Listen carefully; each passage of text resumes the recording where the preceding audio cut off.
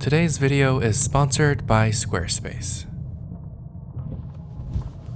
Hi, good morning. Today we're flying. You know what? Let's just do this again once I get some coffee. Today we're flying once again from Riyadh to Dubai, a quick hop from my parents' home to my winter home, covering the 540 miles in just under 2 hours. We'll be taking Emirates in economy, a product I haven't really flown before, and hence wanted to see what the hype was all about. This ticket was a little bit more expensive than the others for this route, so let's see if it's worth it.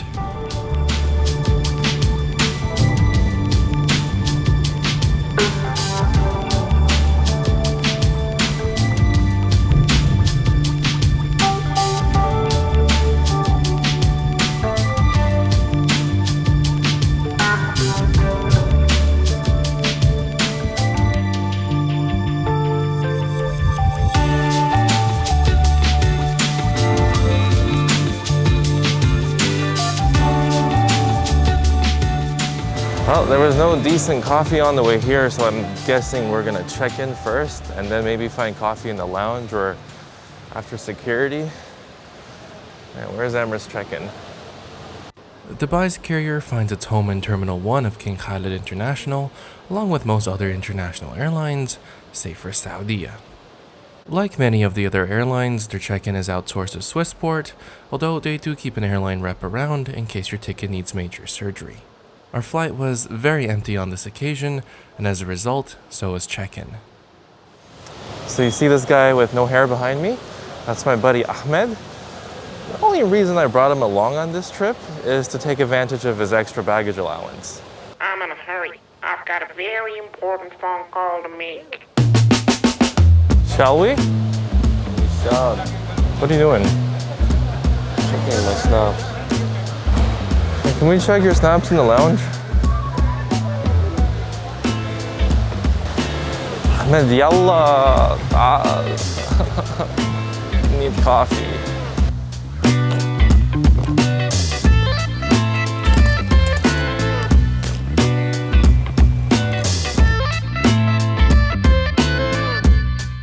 Man, they really didn't care. They didn't even ask me to take my liquids out. It was crazy. That sloshing noise you hear in the background, the one that sounds kind of like a water fountain, well, that's the water fountain in the middle of the building.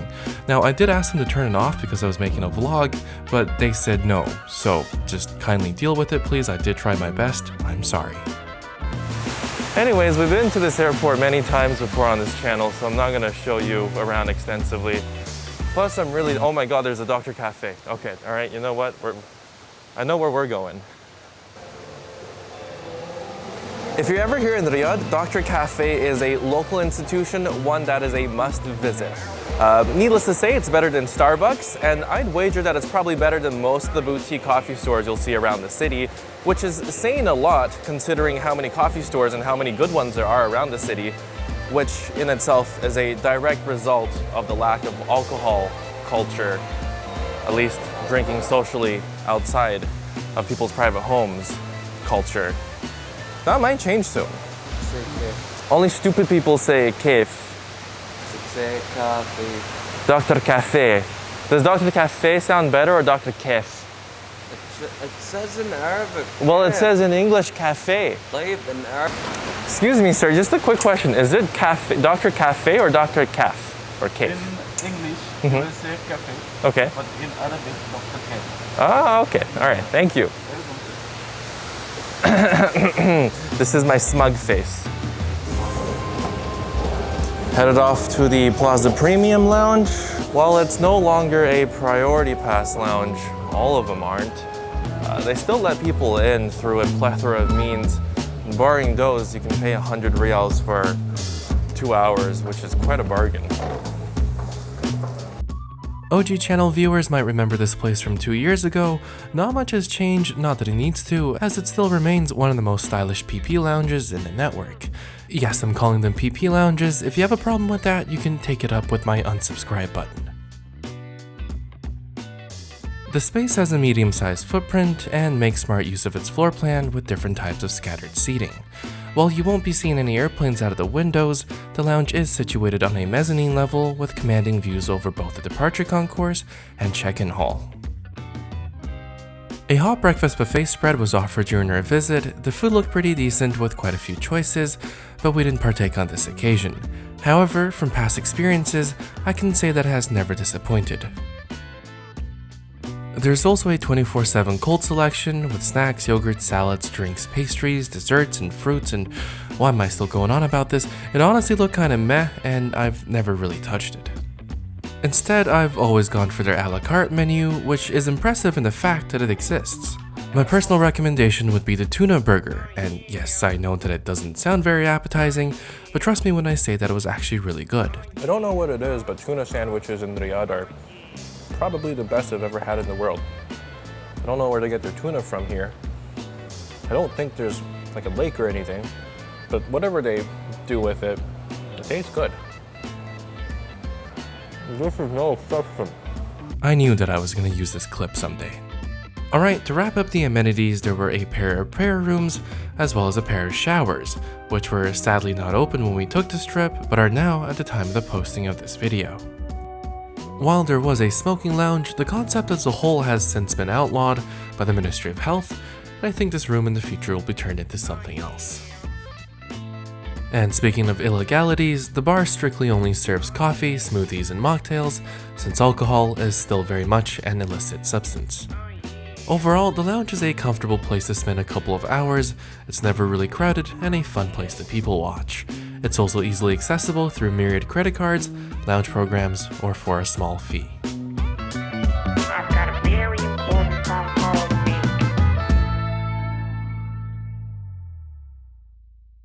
Before we get on the plane, I want to take a quick moment to talk about Squarespace. So my friends recently started a restaurant and they were about to pay someone to make them a website when I pointed them to Squarespace instead. For the entrepreneuring restaurateur, Squarespace has all the tools you'll need, from the ability to set dynamic menu items to selling gift cards straight from the site. Seamless integrations such as OpenTable, Talk, and countless other APIs means you can adapt to your business needs. Plus, it's a heck of a lot cheaper than hiring someone who might just end up using Squarespace anyways. In fact, it's free to build your own website, and you only pay when you're happy with the product and ready to launch. So follow the link in the description if you want to give it a shot. You can also use the coupon code on the screen for 10% off your first purchase.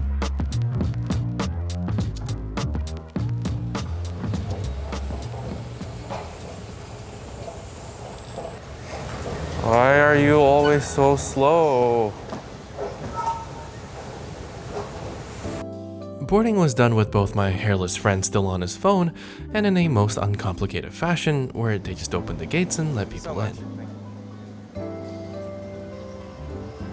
We passed through the business cabin, which I did film a review in and will release sometime in the future, but for today we continued to the back.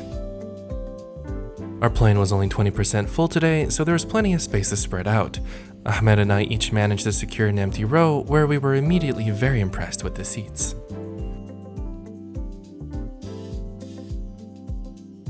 These are a newer variant of their economy seating with a very large and sharp IFE screen.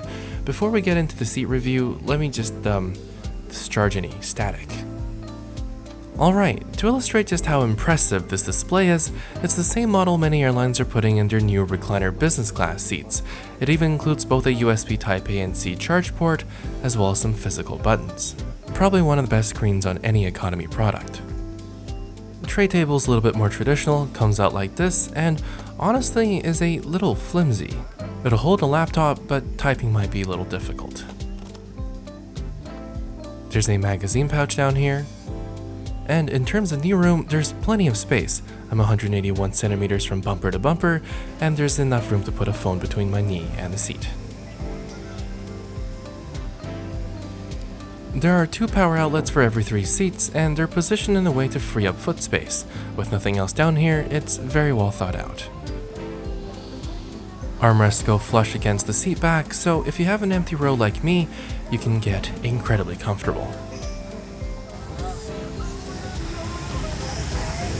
I'd try the recline, but there's a guy behind me. And by Canadian law, I can't actually recline on a flight that's shorter than 6 hours if there's someone behind me. But I do have an Ahmed with me. I'm gonna get him to do it. How difficult is this? It's not even working. It's not reclining? No. Push the button. Ah, there you go. That's not bad. That's good. You know, it's not bad for me either. Well, come back down. Yeah.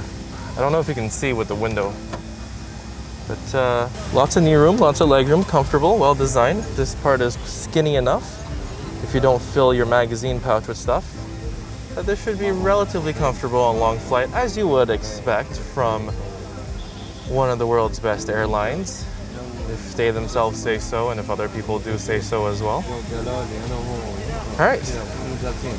One merit about economy is that the seat tours are much shorter than in business. I like that. Might do this more often. It might come as no surprise, what with the sauna that is a Dubai summer, that the plane did have individual air vents. There were also pillows provided for each seat. Now, these were quite substantial, filled with some kind of foam material rather than the stuffed trash bag you would usually see on planes.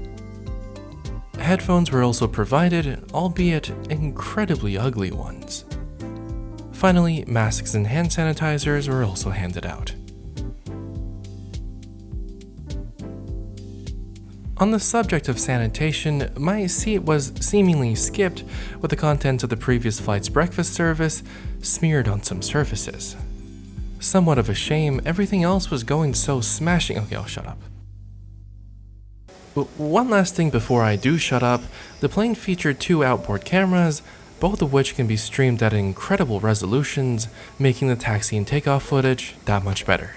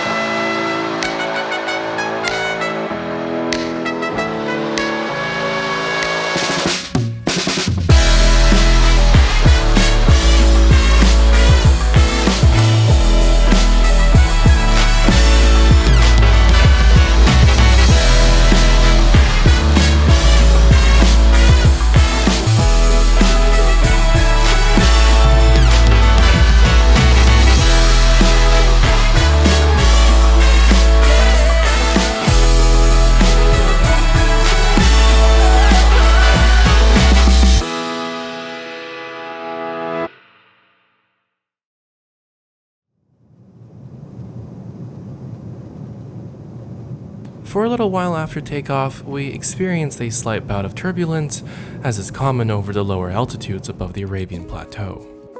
But once that had subsided, I got to check out the IFE system, which was shockingly responsive. There was virtually no lag, and thanks to the matte finish on the screen, very little glare either. I won't go into detail about the software and media selection since I've covered it before. If you are interested, I'll link that video in a card, but otherwise, let's move on and check out the Wi-Fi. The onboard connectivity infrastructure features a sophisticated WAN network. Who comes up with these acronyms? Allowing you to do things like check the route map or even stream live TV, all without a true internet connection.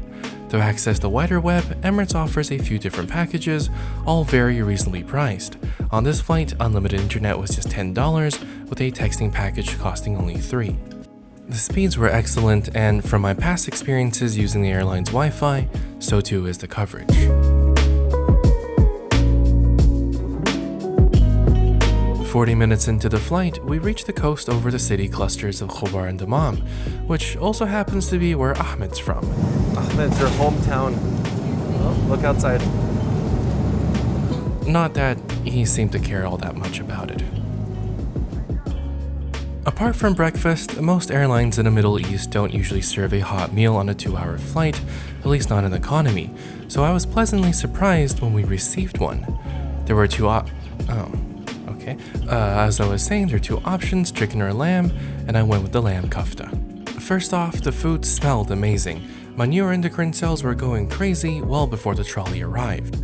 Impressively still, Emirates still uses metal cutlery in economy, not letting COVID become an alibi to cheapen its service. The lamb meatballs were really delicious. They were generously spiced, the tomato sauce was tangy, and the rice perfectly fluffy. The only downside was that the portion was kinda small, and I would have asked for another, but I wasn't about to let my stomach write checks that my waistline couldn't cash. For dessert, we got date cakes, which I'm not a huge fan of. They're a little too unmoist for me, so I didn't end up finishing mine.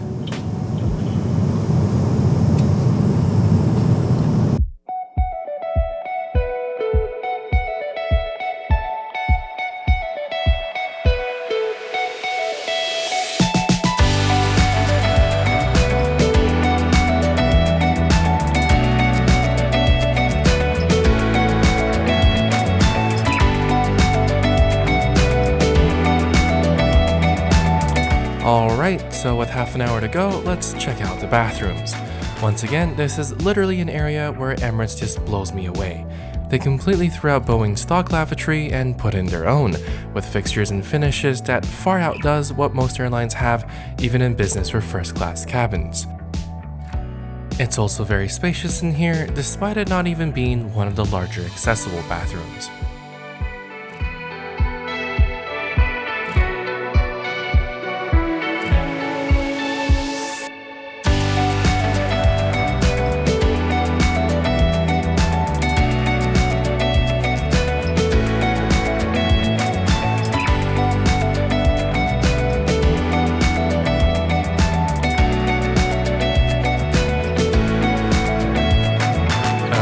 Some final thoughts from this short flight.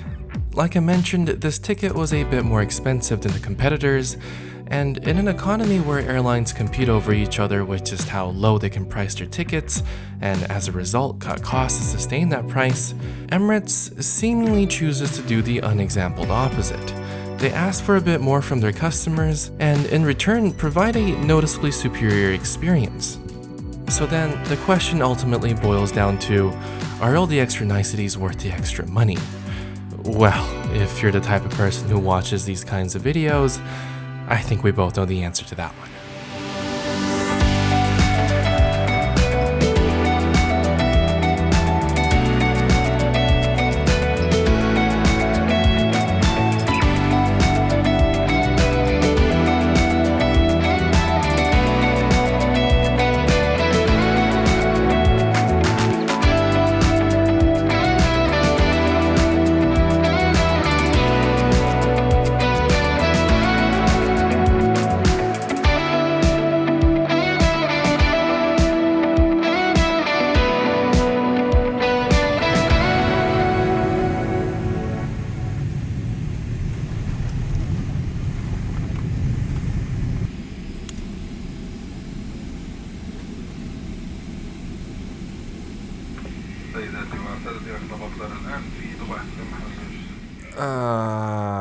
Well, that's a good place to end. Thanks again for your viewership. You know very well that the approval of nerds on the internet is the driving force behind these videos.